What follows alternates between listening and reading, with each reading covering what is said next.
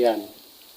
Hindi ko alam kung saan ako dadaan dito dahil maputik, may tubig, pero wala akong magagawa dahil walang option kundi ito lang ang dadaanan ko. So,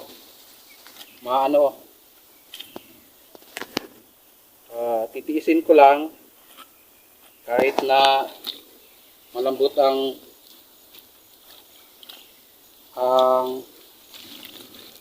lupa, ang putik, kailangan kong magdaan-daan.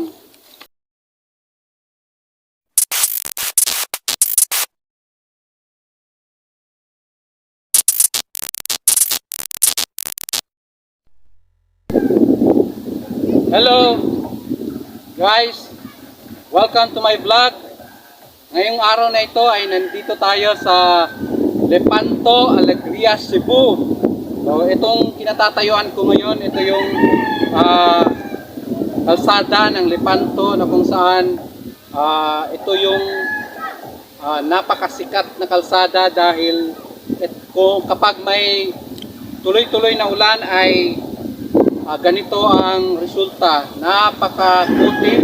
Pero kapag tuloy-tuloy ang ulan, ganito na siya kaputik, no? Mula dito hanggang doon, kunan mo. Mula dito hanggang doon. Ayan. Ito yung kalsada na kung saan hindi nabibigyan ng pansin ng ating gobyerno o ng mga namamahala sa barangay na ito. Matagal na itong problema ng mga tao dito sa Lepanto, Alegria, Cebu, pero hanggang ngayon wala pang resulta. No? Tignan mo naman, hindi pa siya sementado, hindi pa asfaltado. So yan guys, muna ang ating vlog ngayong araw na ito.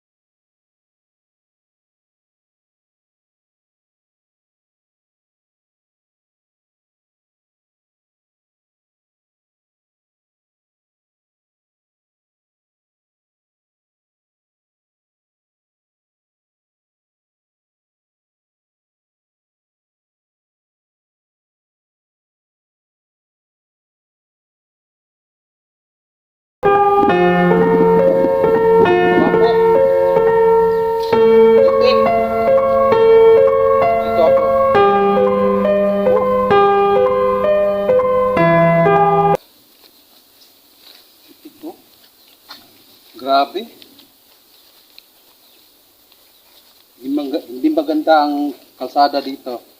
Talagang Gutay-gutay. lulubog ang ano mo, ang sasakyan mo. Yung gulong. Dito. Okay.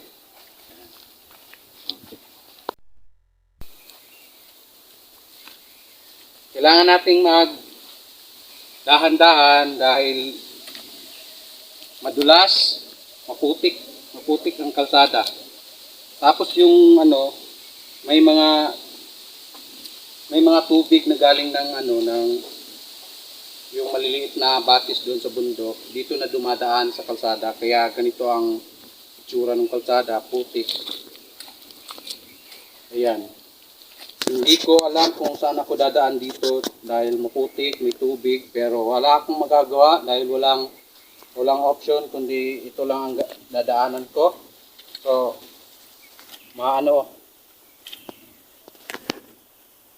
titiisin ko lang kahit na malambot ang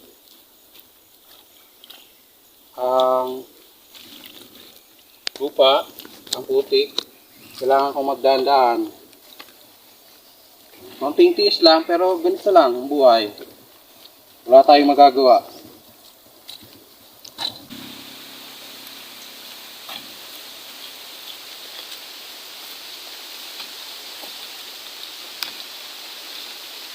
Okay na.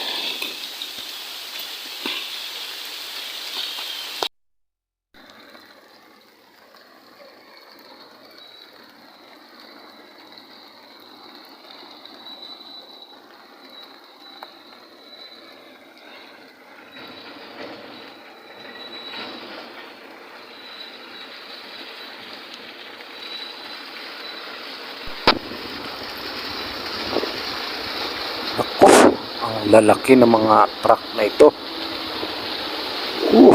Sus! My goodness!